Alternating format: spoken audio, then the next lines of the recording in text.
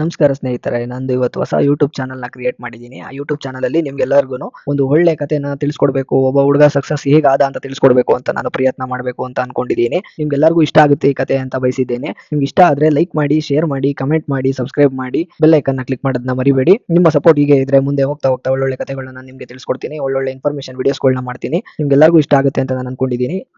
ಈಗ ಕಥೆನ ಸ್ಟಾರ್ಟ್ ಮಾಡೋಣ ಬನ್ನಿ. ಒಂದು ಹುಡುಗ, ಚಿಕ್ಕ ಹುಡುಗ ಒಂದು ಗ್ರಾಮದಲ್ಲಿ ಹುಟ್ಟಿ ಜನಿಸ್ತಾನೆ. ಅವನು ತುಂಬಾ ಬಡಸ್ತನದಲ್ಲಿರ್ತಾನೆ ಊರಲ್ಲಿ. ಆ ಬಡಸ್ತನ ಅವ್ರ ತಂದೆ ತಾಯಿ ತುಂಬಾ ರೈತರು, ಬಡವರಾಗಿರ್ತಾರೆ. ಆದ್ರೆ ಅವನು ನಾನು ಏನಾದ್ರು ಮಾಡ್ಬೇಕು, ನನ್ನ ಲೈಫಲ್ಲಿ ನಾನು ಸಕ್ಸಸ್ ಆಗ್ಬೇಕು, ನಮ್ಮ ಅಪ್ಪ ಅಮ್ಮನ ಬಡತನ ನೀಗಿಸ್ಬೇಕು ಅಂತ ಯೋಚನೆ ಮಾಡ್ಬಿಟ್ಟು ಅವನು ಊರ್ ಬಿಡ್ತಾನೆ. ಊರ್ ಬಿಟ್ಟು ಬೆಂಗಳೂರಿಗೆ ಬಂದು ತುಂಬಾ ಕಷ್ಟಪಟ್ಟು ಒಬ್ರು ಮನೆ ಸೇರ್ಕೊಂತಾನೆ. ಅವ್ರು ಕೆಲಸ ಕೊಡ್ತಾರೆ. ಕೆಲಸ ಮಾಡಿ ಅಲ್ಲಿ ನನ್ನ ಕೈಲಿ ಆಗ್ತಾ ಇಲ್ಲ, ಇನ್ನ ನಾನು ಏನಾದ್ರು ಮಾಡ್ಬೇಕು, ಇಷ್ಟರಲ್ಲೇ ಮಾಡ್ತಾ ಇದ್ರೆ ನಾನು ಇನ್ನ ಬಡವನಾಗೆ ಉಳ್ಕೊಂತೀನಿ ಅಂತ ಯೋಚನೆ ಮಾಡಿ ಅವನೇನ್ ಮಾಡ್ತಾನೆ ಅಂದ್ರೆ ಆ ಮನೆ ಬಿಟ್ಟು ಹೊರಗಡೆ ಬಂದು ಅವನಿನ್ನ ಇಲ್ಲ, ನಾನೇನಾದ್ರು ತಿರ್ಗಾ ಸಕ್ಸಸ್ ಆಗ್ಲೇಬೇಕು ಅಂದ್ಬಿಟ್ಟು ಬೇರೆ ಕಡೆ ಕೆಲಸ ಹುಡುಕಿ ಕೆಲಸ ಮಾಡಿ ಆ ಕೆಲಸದಲ್ಲಿ ತುಂಬಾ ಬಡವ ತರ ಕೆಲಸ, ಕೆಳಗಡೆ ಕೆಲಸ ಸಿಕ್ಕಿದ್ರು ಅವನು ಮೇಲ್ಗಡೆ ಇರೋರ್ನ ನೋಡಿ ನೋಡಿ ನೋಡಿ ಆ ಲೆವೆಲ್ ನಾನು ಆಗ್ಬೇಕು, ನನಗೆ ಇಷ್ಟು ಬಡಸ್ತನ ಒಳ್ಳೇದಲ್ಲ, ನಾನಿನ್ನ ನೆಕ್ಸ್ಟ್ ಲೆವೆಲ್ ಬೆಳಿಬೇಕು, ತುಂಬಾ ಕಷ್ಟಪಡಬೇಕು ಅಂತ ಯೋಚನೆ ಮಾಡಿ ಅವನು ಆ ಕೆಲಸದಲ್ಲಿ ಏನ್ ಮಾಡ್ತಾನೆ ಅಂದ್ರೆ ಆ ಕೆಲಸನ ಮೇಲೆ ಇರೋರ್ದು ಎಲ್ಲಾರ ಕೆಲಸ ಕಣ್ಣಲ್ಲಿ ನೋಡಿ ಕಲ್ತು ಕಲ್ತು ಕಲ್ತು ಅವ್ರೆಲ್ಲಾರ ಹತ್ರನು ಬೇಷ್ ಅನ್ಸ್ಕೊಂಡು ನೆಕ್ಸ್ಟ್ ಆ ಕೆಲಸದಲ್ಲಿ ಅವನಿಗೆ ಅದರಿಂದ ಮೇಲ್ ಹೋಗಕ್ ಆಗ್ತಾ ಇಲ್ಲ ಅನ್ನೋಂತ ಯೋಚನೆ ಮಾಡಿ ತಿರ್ಗಾ ಅಲ್ಲಿಂದ ಮೇಲ್ ಹೋಗ್ಬೇಕು, ಇಲ್ಲೇ ಇದ್ರೆ ಆಗಲ್ಲ ಅಂತ ಯೋಚನೆ ಮಾಡಿ ತಿರ್ಗಾ ನೆಕ್ಸ್ಟ್ ಗೆ ಪ್ರಯತ್ನ ಮಾಡೋಣ ಅನ್ಬಿಟ್ಟು ಇನ್ನೊಂದ್ ಕಡೆ ಹೋಗ್ತಾನೆ. ಅಲ್ಲಿ ಇನ್ನ ದೊಡ್ಡ ಹುದ್ದೆ ಸಿಗುತ್ತೆ. ಅಲ್ಲಿಂದ ಸಕ್ಸಸ್ ಆಗ್ತಾ ಆಗ್ತಾ ಲೈಫಲ್ಲಿ ಸಕ್ಸಸ್ಫುಲ್ ಸ್ಟೇಜ್ ಇನ್ನ ದಾಟ್ತಾ ಇಲ್ಲ, ನಾನು ಇನ್ನ ದಾಟ್ಬೇಕು, ಸಾಲಲ್ಲ, ನಾನು ಬಂದಿರೋದಕ್ಕಲ್ಲ, ನನಗೆ ಇನ್ನ ನಾನು ನೆಕ್ಸ್ಟ್ ಲೆವೆಲ್ ಹೋಗ್ಲೇಬೇಕು ಅಂತ ಯೋಚನೆ ಮಾಡಿ ಅವನು ಅಲ್ಲೂ ತುಂಬಾ ಕಷ್ಟಪಟ್ಟು ಬೆಳಿತಾ ಹೋಗ್ತಾನೆ.